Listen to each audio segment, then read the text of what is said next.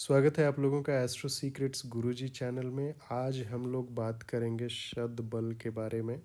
आप कुंडली में इस चीज़ को देखते होंगे, आपको टेबुलर फॉर्मेट में भी मिलता होगा, बट इसको थोड़ा सा अपने हिसाब से भी कैलकुलेट करने की कोशिश करिएगा।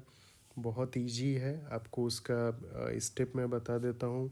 ज़्यादा से ज़्यादा अगर आपको सारी चीज़ें नहीं करनी है तो एटलीस्ट स्थान बल और दृग बल पे ज़रूर फोकस करिएगा। ठीक है, स्थान बल का मतलब क्या है कि कोई भी ग्रह किस पोजीशन में है, उच्च के हैं, नीच के हैं, ये सारी चीज़ें देखना ज़रूरी हो जाता है। ठीक है, दूसरी चीज़ जो आती है दृग बल, वो दृष्टि से रिलेटेड है। ठीक है, उन पे कोई अच्छे ग्रह की दृष्टि पड़ रही है या बुरे ग्रह की दृष्टि पड़ रही है, वो सारी चीज़ें दृग बल में कंसिडर होता है।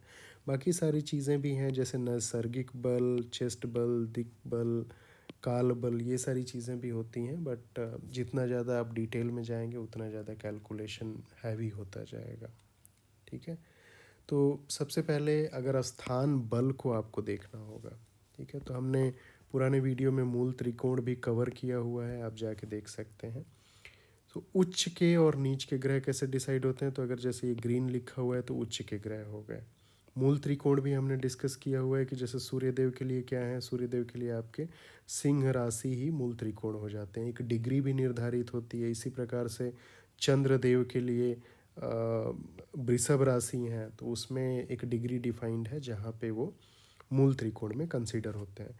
तो रूल क्या है देखिए, अगर कोई भी ग्रह उच्च के या मूल त्रिकोण में है तो उनका जो बल है वो 100% कंसीडर होगा। ठीक है, दूसरी चीज़ जो आती है, अगर वो अपने खुद की राशि में बैठे हुए हैं, ठीक है, मान लीजिए अगर आपके 9 नंबर हैं, बृहस्पति देव यहाँ पे मूल त्रिकोण के भी हो जाते हैं, बट मान लीजिए ऐसा कोई केस लेते हैं जिसमें जैसे 10 नंबर, 10 नंबर शनिदेव की राशि है। शनिदेव अगर आपके 10 नंबर में है, ठीक है, ऐसे लिखे हुए, ठीक है, तो इस केस में शनिदेव जो हुए अपने खुद के राशि में हो गए, स्व राशि में हो गए। रिजल्ट कहाँ पे कंसिडर करेंगे, 75% कंसिडर करेंगे। ओके, तीसरी चीज़ जो आती है, तो आपने एग्जॉल्टेड देख लिया, मूल त्रिकोण देख लिया, उच्च मूल त्रिकोण, स्वराशि भी देख लिया। तीसरा, अगर दोस्त के घर में बैठे हुए हैं, ठीक है, मतलब दोस्त के घर में बैठे हुए हैं तो काफ़ी अच्छी जगह है, उनको कंफर्टेबल भी रहेंगे। तो इस केस में आपको कुछ 60-62% के अराउंड बल कंसिडर करना है। ओके, त्रिकोण की बात करते हैं। अगर त्रिकोण घर है या केंद्र का घर है, देखिए त्रिकोण का घर क्या होता है, 1, 5 और 9। ठीक है, केंद्र का घर क्या होता है, ये हाईलाइटेड है। ठीक है, 1, 4, ठीक है, 7 और 10। ठीक है, तो आपके जो केंद्र और त्रिकोण के 1, 5, 9 और केंद्र हो गया आपका 1, 4, 7 और 10। घर, यहाँ पे घर या भाव की बात कर रहे हैं, ठीक है, राशि की बात नहीं कर रहे हैं।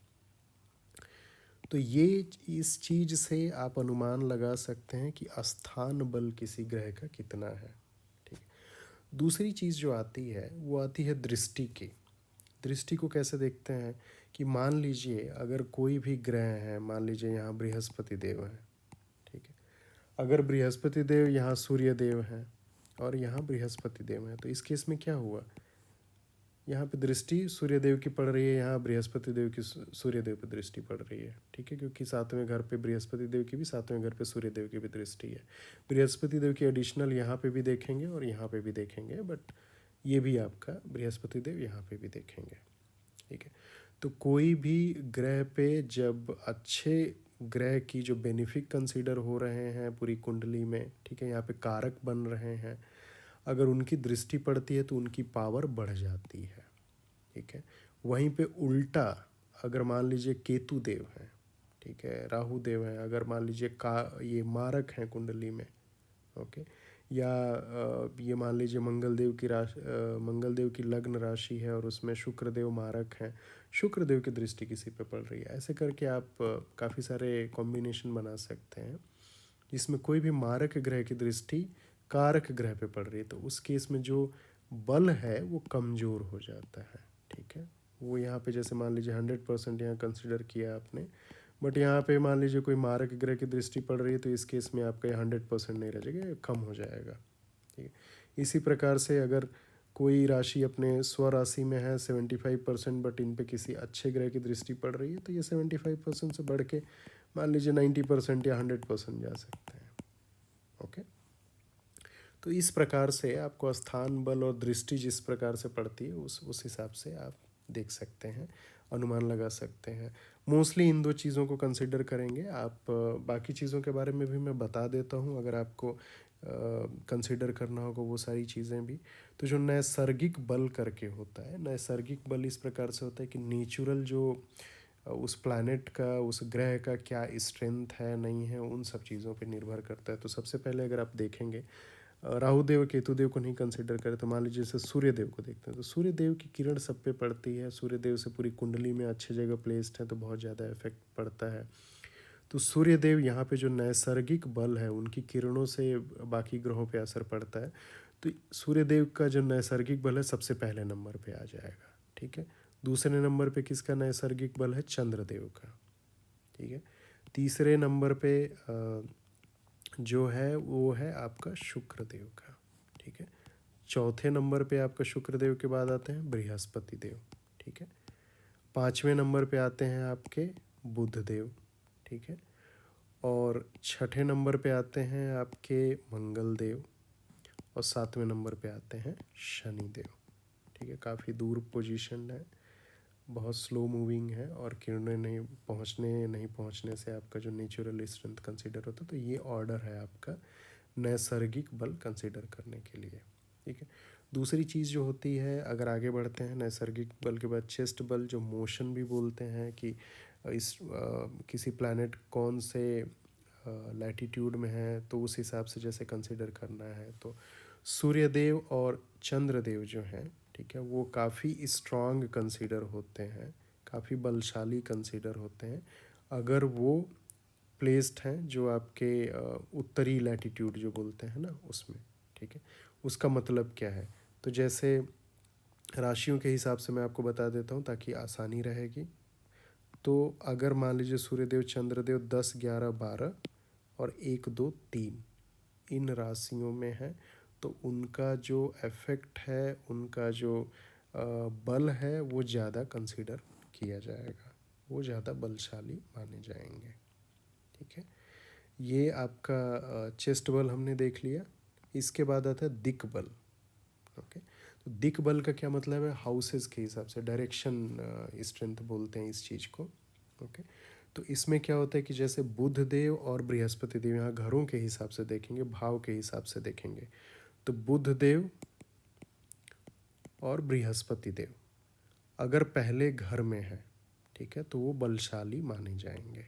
ठीक है, अच्छे, एक तो बुध देव बृहस्पति देव दोनों काफ़ी कारक ग्रह हैं, काफ़ी अच्छे माने जाते हैं। तो ये अगर पहले भाव में है, पहले घर में है, तो इनकी जो स्ट्रेंथ है वो काफ़ी बढ़ जाएगी। ठीक है, यहीं पे आपके जो चंद्रदेव और शुक्रदेव हैं, चंद्रदेव और शुक्रदेव ये चौथे घर में बलशाली माने जाएंगे। ठीक है, चौथा घर चंद्रदेव और शुक्रदेव का है। इसके बाद अगर आप देखेंगे शनिदेव, ठीक है, शनिदेव का स्ट्रेंथ जो बल है सबसे ज़्यादा सातवें घर में नोटिस होता है। ठीक है, और इसी प्रकार से सूर्यदेव और मंगल देव का अगर देखेंगे तो सूर्यदेव और मंगल देव का जो बल सबसे ज़्यादा होता है वो 10वें घर में होता है। ठीक है, आई होप आपको ये क्लियर हो गया होगा। पहला घर बुधदेव बृहस्पति देव चंद्रदेव शुक्रदेव चौथा, शनिदेव सातवां घर, और सूर्यदेव मंगलदेव का 10वें घर में ज़्यादा बल कंसिडर होता है जिसको दिक बल भी बोलते हैं।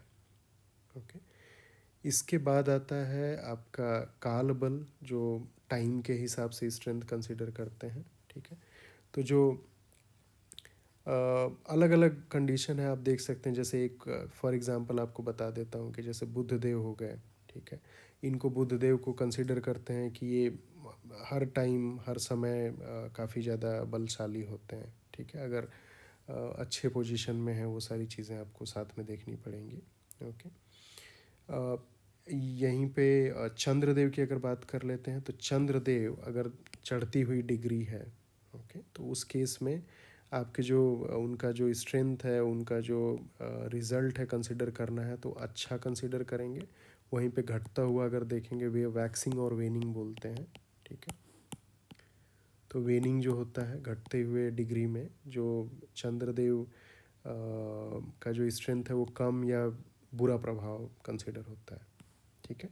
तो ये सारी चीज़ें हैं। मोस्टली आप अगर ध्यान देना होगा तो पोजीशन और दृष्टि वाला ज़्यादा पॉइंट कंसिडर करिए। बाकी चीज़ें आप अगर ज़्यादा इच्छुक हैं तो देख सकते हैं, नैसर्गिक बल, चेस्ट बल, दिक्बल, काल बल, इसके बारे में पढ़ भी सकते हैं।